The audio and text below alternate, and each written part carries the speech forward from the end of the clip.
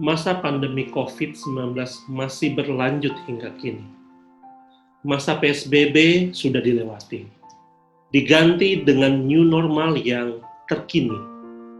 Tapi roda ekonomi sudah tidak sama lagi. PHK, dirumahkan, gulung tikar, perceraian, potong gaji, bahasa yang biasa di sana-sini. Entah sampai kapan hal ini terus akan terjadi dan berlanjut. Ada yang kuat menghadapi akan hal ini, ada yang stres, ada yang khawatir, ada yang takut melihat situasi. Bahkan ada yang sudah menyerah, pasrahkan diri. Kuatkah kita menghadapi segala tekanan ini?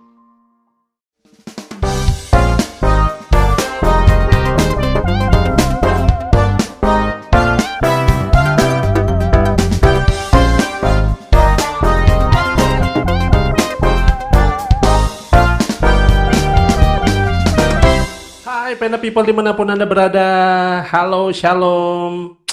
Gimana kabarnya nih teman-teman Bro Pena? Kembali lagi kita ada di story Bro Pena kali ini. Dan seperti biasa tema-tema kita selalu dipersiapkan yang terbaik. Dengan kondisi saat ini yang kita dimana sudah mulai beraktivitas, kita juga sudah mulai kerja, sudah banyak ada dan terlibat di new normal ini. Jadi ada banyak peluang-peluang baru tentunya, ada banyak kondisi-kondisi yang baru yang kita lihat. Yang dulunya kita kalau pakai masker sendiri kesannya gimana gitu ya. Tapi sekarang kita jumpa di mana-mana, mau di kantor, mau di jalan, mau di pusat-pusat keramaian, itu semua sudah hal yang normal.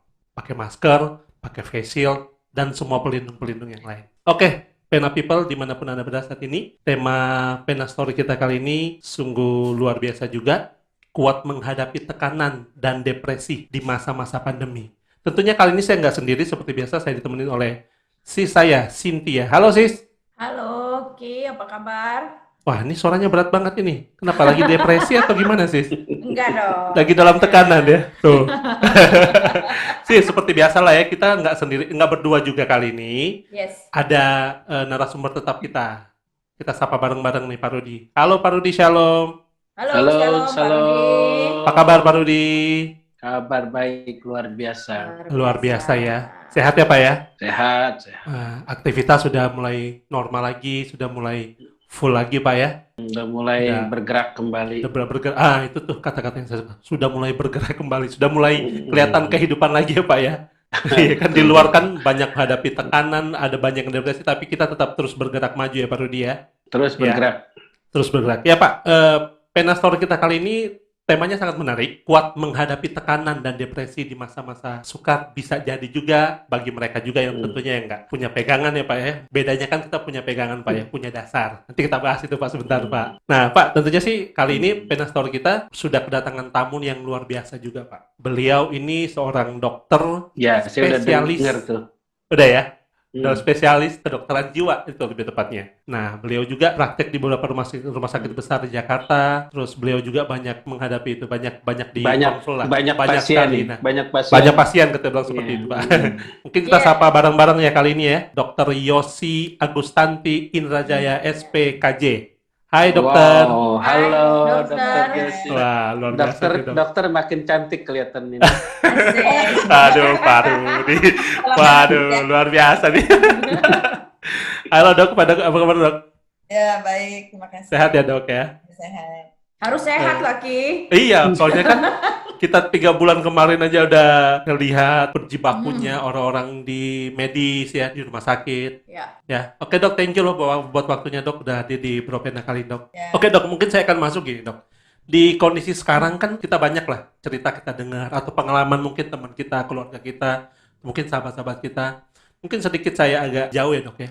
Kalau ada kisah di luar kan seseorang yang ya berhasil lah ya di salah satu bidang IT-nya dia seorang yang sukses lah di luar sana. Kemudian dia juga dibayar dengan salary yang tinggi ya kan ya. Terus dia juga menikah dengan gadis pilihan dia, mempunyai keluarga yang ya buat dia itu keluarga yang dia impikan ya kan, dengan anak-anak yang dibekal juga, yang dikasih Tuhan tentunya, dan semua terpenuhi, segala kondisi ekonominya terpenuhi. Tapi di dalam hal yang pandemi kayak sekarang ini, dia kebentur tuh dok. Dia kehilangan pekerjaan dia, kehilangan mata pencarian dia, sampai di satu titik dia ngebunuh keluarganya. Artinya dia menembak dulu semua keluarganya dengan kondisi yang dia alami itu, kemudian dia bunuh diri. Nah, kemudian timbulkan pertanyaannya dok ya, apa yang salah di sana? Nah, dari kejadian ini, dari krisis ekonomi yang terjadi itu yang berdampak juga di dia, itu yang menyebabkan dia untuk melakukan hal tersebut. Nah, dan masih banyak kisah lain yang hampir-hampir mirip kemudian seperti itu dok. Nah dok, dari cerita yang di atas itu dengan kondisi saat ini ya dok ya, dengan yang terjadi di masyarakat kita saat ini, kejadian tersebut apakah bisa disebut kegangguan jiwa atau gimana tuh dok bilangnya? Memang seperti yang tadi mungkin diceritakan, itu tergolong gangguan jiwa. Tapi gangguan jiwa sendiri tidak serta-merta terjadi ketika pandemik ini terjadi. Pada waktu awal, mungkin bulan Maret ya, pertama kali diumumkan pandeminya, itu rasanya nggak ada deh ya, yang nggak stres. Kita mau ada pegangan, nggak ada pegangan, rasanya semuanya stres. Dan itu satu hal yang wajar sebenarnya. Jadi ibaratnya berita tentang COVID masuk Indonesia itu menyalakan alarm kita. Ya, jadi semua kita tuh punya alarm, yaitu tanda bahaya di dalam otak. Yang mulai menyala ketika ada bahaya terjadi. Tapi itu suatu yang wajar.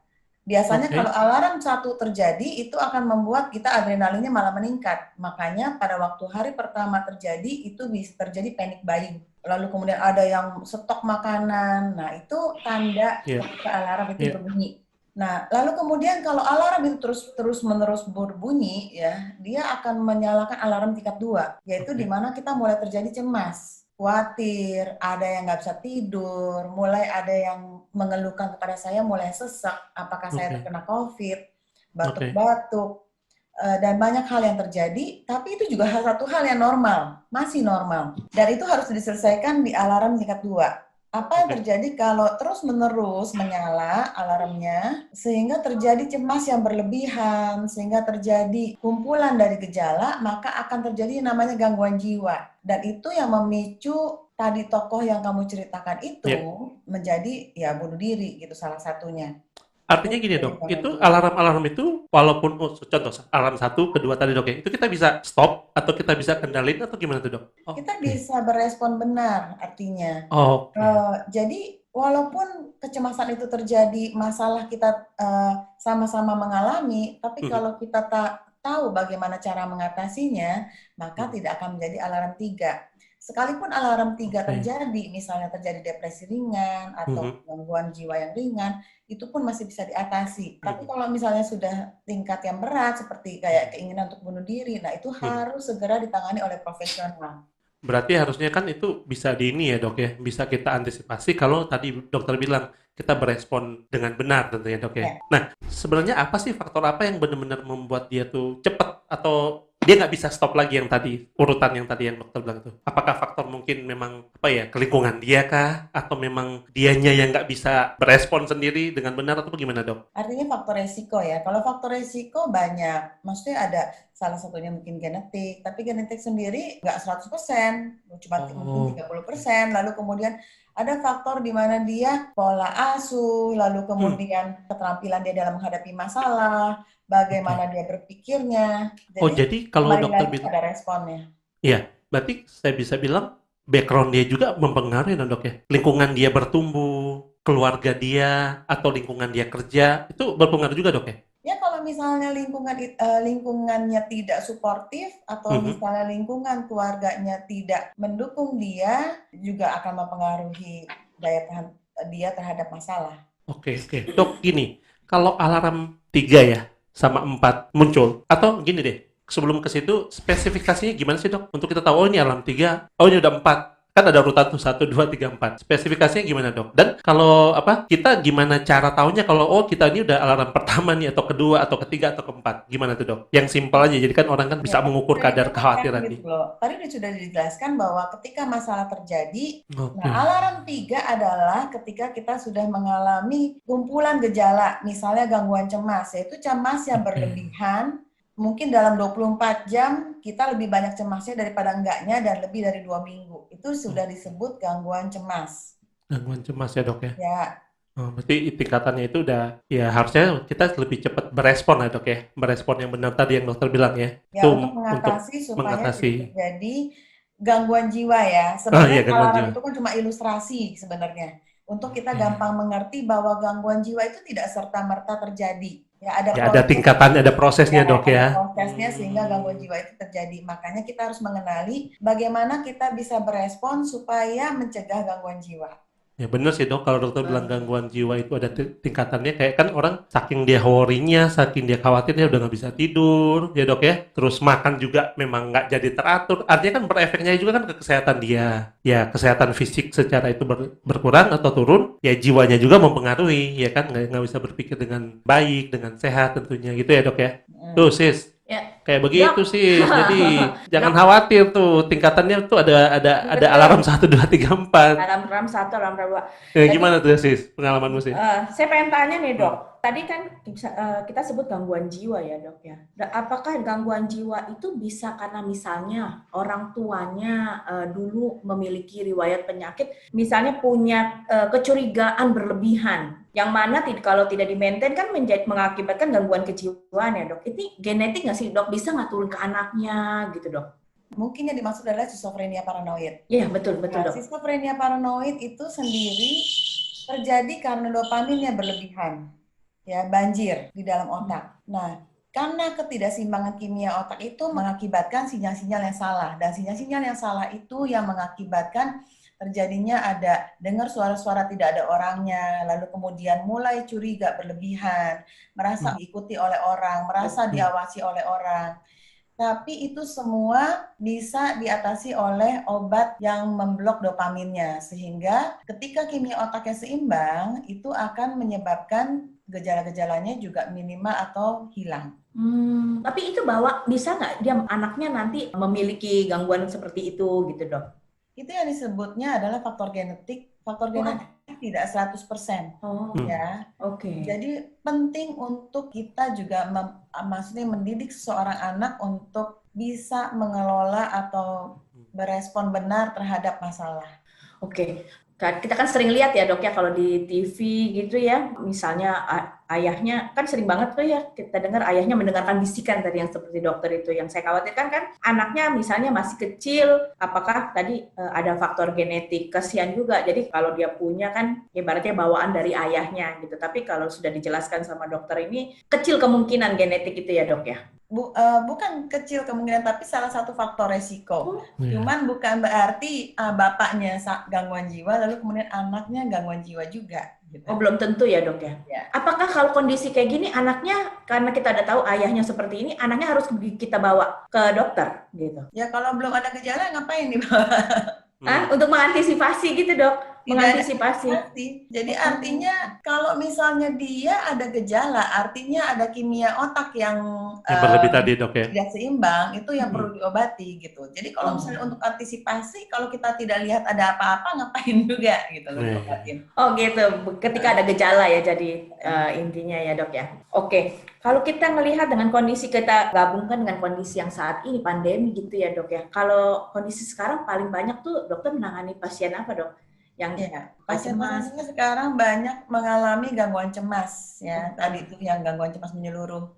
Jadi karena kondisi COVID ini, kondisi di mana ada perubahan situasi, jadi saya sebutkan dulu sumber stres yang sekarang ini terjadi ya. Bahwa pertama kita mengalami stres akibat COVID sendiri. Kita takut tertular, kita takut orang yang dicintai itu tertular. Lalu kemudian yang kedua adalah stres akibat perubahan situasi. Di mana ketika seseorang tidak bisa beradaptasi dengan situasi yang ada, itu mengalami stres yang cukup bermakna. Yaitu apa aja, pertama kita kemana-mana harus pakai APD, pakai masker, nggak bebas. Kita yang tadinya kongko-kongko, suka ngumpul-ngumpul, sekarang udah nggak bisa lagi. Ya kan, yang kedua adalah ekonomi, ya kan, mengalami penurunan, di mana orang banyak di PHK. Terus banyak orang yang mengalami bisnis nggak jalan, sedangkan biaya pengeluaran malah PLN meningkat, maksudnya listrik ya, listrik air, lalu kemudian bayar uang sekolah masih tetap. Nah ini tekanan yang cukup bermakna. Belum lagi konflik keluarga. Ya, di mana kita terus-menerus ketemu, kita mulai gesekan, mulai tekanan, masing-masing depresi, memicu jadi gampang marah di dalam keluarga, ya kan? Anak orang tua, pasangan. Terus kemudian juga belum ada disabilitas di dalam anggota keluarga. Misalnya ada yang stroke, ya ada yang mungkin anaknya mengalami autis atau hiperaktif, harus tetap di rumah, anak-anak mengalami kebosanan, itu memicu tekanan di dalam keluarga. Saat ini yang paling banyak terjadi adalah gangguan cemas menyeluruh, di mana orang yang mengalami cemas berlebihan, yang tadi itu dalam 24 jam lebih banyak cemasnya daripada enggaknya dan lebih dari 2 minggu. Lalu kemudian yang kedua adalah gangguan depresi, di mana penurunan mood terjadi, bisa sedih, bisa mulai gampang marah, gampang tersinggung, lalu kemudian mulai kehilangan minat, malas ngapa-ngapain, yang tadinya mungkin hobi bertanam, hobi baca, udah enggak lagi, ya enggak ada minat lagi, lalu kemudian mulai merasa letih, walaupun mungkin sekarang kok bekerja dari rumah, tapi kok rasanya capek ya. Nah, baru disertai gangguan konsentrasi, gangguan tidur.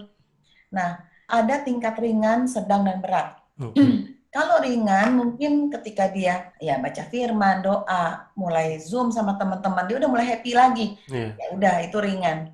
Tapi ketika dia udah nggak bisa dengar nasihat, udah nggak bisa menikmati kesenangan, dan berpikiran untuk bunuh diri, maka ini sudah mulai tingkat sedang dan berat dan harus ditangani oleh profesional. Berarti indikasinya itu kalau dia sudah ada keinginan untuk bunuh diri ya dok ya? Nggak juga. Itu harus ke dokter. Bunuh diri kan berat ya, depresi ya. Kalau rasanya dia sudah mulai berusaha untuk keluar dari cemasnya dan depresinya rasanya tidak mampu, lebih baik memang konsultasi ke profesional sebelum ada ide bunuh diri sekali. Iya, baik dok. Dampaknya bila seseorang tuh ngalamin stres atau gangguan jiwa untuk waktu yang lama, kita kan nggak tahu nih pandeminya berakhirnya, kita sih berharapnya segera ya dok, tapi misalnya masih lama, dia kan terus mengalami stres itu, dampaknya apa dok dalam waktu lama? Yang pertama, dampak dari gangguan jiwanya sendiri bisa bertambah berat. Kalau misalnya orang yang nggak bisa tidur, kalau misalnya lama nggak tidur ya kasihan kan. Yang kedua adalah ya stres sendiri menurunkan imunnya, daya tahan tubuhnya. Ya banyak penyakit berhubungan dengan stres sendiri. Yang ketiga, ketika kita stres itu hormon kortisol muncul di otak. Hormon kortisol itu toksik buat otak sendiri. Jadi otak bagian hipokampus yang mengatur memori. Ya, sehingga banyak orang yang cemas atau depresi itu kok gampang lupa ya gitu. Nah, kalau terus-menerus terjadi yang mengalami penurunan kognitif atau penurunan pemikiran atau penurunan otak kalau dibiarkan. Berarti nggak salah juga ya dok ya kalau mereka suka ngomong ya penyakit itu pasti ada, atau katanya sih di tubuh itu adalah virusnya atau apa, tapi yang memicunya itu ya itu kita, tingkat depresi kita itu dok. Salah nggak sih itu dok? Ya, jadi ketika misalnya ada virus atau bakteri sekalipun, ya belum tentu bisa kita sakit kalau kita punya imun yang tinggi. Ya, tapi kalau misalnya imun kita rendah, ya dia akan sakit dan akan bertambah berat ketika imunnya rendah.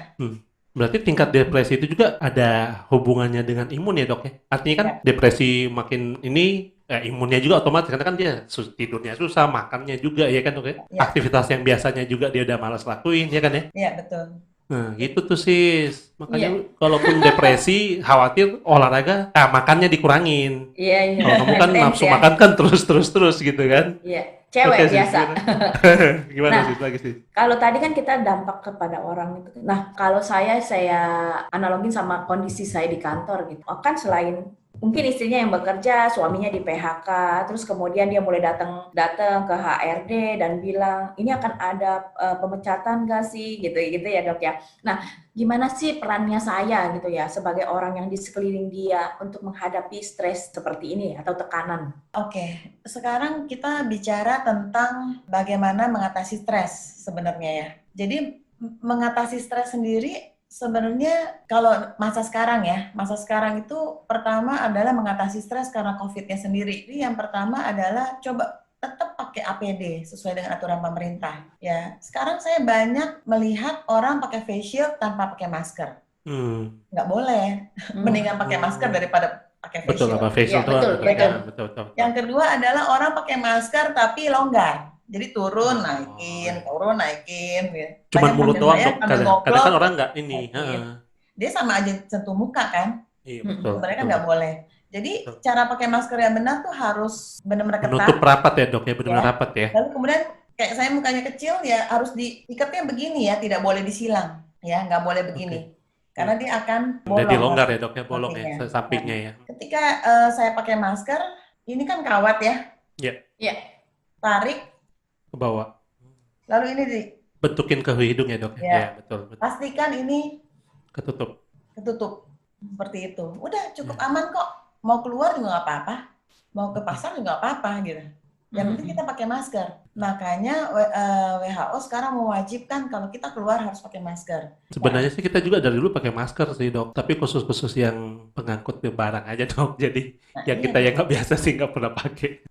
Balik lagi tadi pakai APD ya, Ya.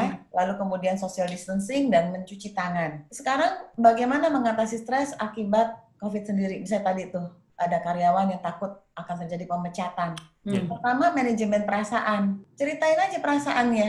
Yang kamu lakukan nggak bisa lakukan misalnya, oh nggak bakal dipecat kok. Enggak. Ya dengerin aja apa yang dirasain. Itu oke kok, normal kok. Bahwa kamu sedih, kamu khawatir bahwa kamu akan dipecat. Nggak apa-apa, itu dia belajar untuk memanage perasaannya. Belajar untuk mengeluarkan perasaannya. Yang kedua adalah manajemen pikiran. Ya, manajemen pikiran ini bagaimana kita mengelola pikiran yang membuat kita stres, yang membuat kita khawatir. Sekarang kenapa banyak orang stres ketika mungkin, contohlah misalnya listrik mati, gitu, nggak pakai AC. Aduh, stres banget ya, kenapa kepanasan. Tapi banyak tuh orang di luar sana nggak pakai AC, tapi biasa-biasa aja, happy-happy aja. Ternyata yang membuat stres atau membuat depresi atau membuat tekanan adalah ketika harapan tidak sesuai dengan kenyataan, atau kenyataan tidak sesuai dengan harapan. Ya kan? Nah, itu bagaimana dia mengelolanya? Itu manajemen pikiran. Lalu kemudian manajemen aktivitas. Cari aktivitas-aktivitas yang menyenangkan. Ya, bikin jadwal olahraga. Karena olahraga juga meningkatkan imun. Ya, tadi pola makan juga makanan sehat. Lalu kemudian dia mulai ngumpul sama teman-teman, tapi by Zoom, by video call. Mulai temukan hal-hal yang nggak pernah dilakukan sebelumnya. Waktu saya kerja, saya nggak pernah berkebun. Sekarang saya berkebun. Ya kan, masak. Itu happy banget gitu. Artinya ide kreatif mesti dimunculkan ya dok ya? Yes, betul. Mungkin kita udah banyak dengar nih sis dari Dokter Yosi ya. Coba kita mau bergeser sedikit ke Pak Rudi nih. Pak Rudi, dari cerita semua dokter di atas tadi, dengan kondisi sekarang gimana nih Pak Rudi? Banyak nggak sih kasus-kasus yang juga Pak Rudi ketemu dengan saat-saat pandemi kayak gini Pak? Jadi dalam kondisi sekarang ini memang banyak orang yang ngalamin stres, yang ngalamin tekanan ya, kejiwaan ya, karena memang kondisinya seperti ini sekarang. Ya, di gereja sekalipun ya banyak orang yang ngalamin stres ya, kekhawatiran, ketakutan. Jadi ya ini hal yang alami lah ya, karena manusia kan terdiri dari tubuh, jiwa, dan roh. Nah ini yang paling, kalau ada masalah, ada tekanan ya di area jiwa. Di area jiwa itu kan ada pikiran, ada perasaan atau emosi, ada keinginan, ya hasrat. Ketika tidak bisa mengelola dengan baik seperti Dr. Joshi bilang tadi, maka orang akan mengalami stres dan depresi, bahkan bisa putus asa. Ya, stres lah sama depresi lah banyak dialami. Nah, kita ngadepin hal-hal yang seperti itu tentu dari sisi, bukan dari sisi medis. Kalau tadi Dr. Joshi kan bicara dari sisi medis. Nah, kalau kita kan dari sisi kebenaran. Sehingga kalau dari sisi kebenaran, bagaimana membangun mereka yang mengalami stres, mengalami depresi. Nah, kita harus bangun bagaimana kita menerima mereka, mengasihi mereka, ya membimbing mereka, menemani mereka supaya mereka bisa kembali ya bahwa kita punya kuasa yaitu melalui pekerjaan Tuhan, ya ada kuasa Roh Kudus sehingga yang tadinya kita stres kita bisa berbalik pulih. Dengan apa? Dengan kebenaran firman tentunya. Karena firman Tuhan itu memerdekakan ya, memerdekakan kita dari ya keterikatan, dari depresi, dari tekanan, dari stres itu firman Tuhan bisa memerdekakan. Nah, gimana tekniknya? Yaitu dengan cara menggali, mereka harus cerita, ya kan? apa yang dialami, ya kan, ya ceritakan supaya mereka bisa terbuka, ya. Keterbukaan itu awal dari pemulihan. Jadi digali, kemudian setelah ditemukan, kita harus doakan mereka supaya mereka tinggal tenang di dalam firman itu, ya, tetap ada di situ, ya. Tapi terus harus ditemani, ya, harus ditemani dan harus dibimbing terus-menerus. Itu bisa mereka kembali dipulihkan. Ya Pak, kalau kan kita ngomong ditemani, didampingin, penemanan ya Pak, itu kan ada banyak pihak lah kita bilang ya. Mungkin saya mau bicara dari sisi keluarga dulu Pak. Peran keluarga atau ya kita bilang orang-orang terdekat kita lah Pak ya, dalam menghadapi situasi kayak gini, khususnya orang yang mengalami kecemasan yang berlebihan tadi seperti yang dokter jelasin. Itu gimana Pak? Apakah memang kita harus ngambil porsi yang lebih banyak atau lihat situasi atau gimana Pak? Baiknya Pak? Ya, kalau memang dari sisi keluarga kita harus ambil porsi lebih banyak karena keluarga itu kan inti bagian dari kita, baik keluarga jasmani maupun keluarga rohani. Kita harus ambil porsi lebih banyak untuk menemani, mendampingi, membimbing mereka untuk mereka berbalik dari ketertekanan, berbalik dari depresi karena pengharapan yang tidak tercapai. Tadi Dokter Josie bilang antara pengharapan dengan faktanya, kenyataannya nggak sesuai, itu orang kan bisa stres, ya, bisa depresi. Nah, kita ambil porsi lebih banyak ya untuk menemani, sekali lagi untuk membimbing, mendampingi dan menyatakan kasih kepada mereka. Karena gini, nggak ada orang yang stres atau depresi kalau ada dua rumus. Yang pertama rumus mengasihi. Yang kedua, rumus yang kedua adalah dikasihi. Jadi kalau ada mengasihi dan dikasihi, orang sebenarnya nggak ada stres dan nggak ada depresi. Artinya dua hal mendasar itu ya Pak Rudi ya. Kalau Betul, kita punya itu full di dalam kita, ya harusnya secara kebenaran kita lihat, kita harusnya nggak ngalamin yang kayak gitu ya Pak ya. Betul, kalau dari sisi kebenaran kan. Tapi dari sisi dokter bisa berbeda juga.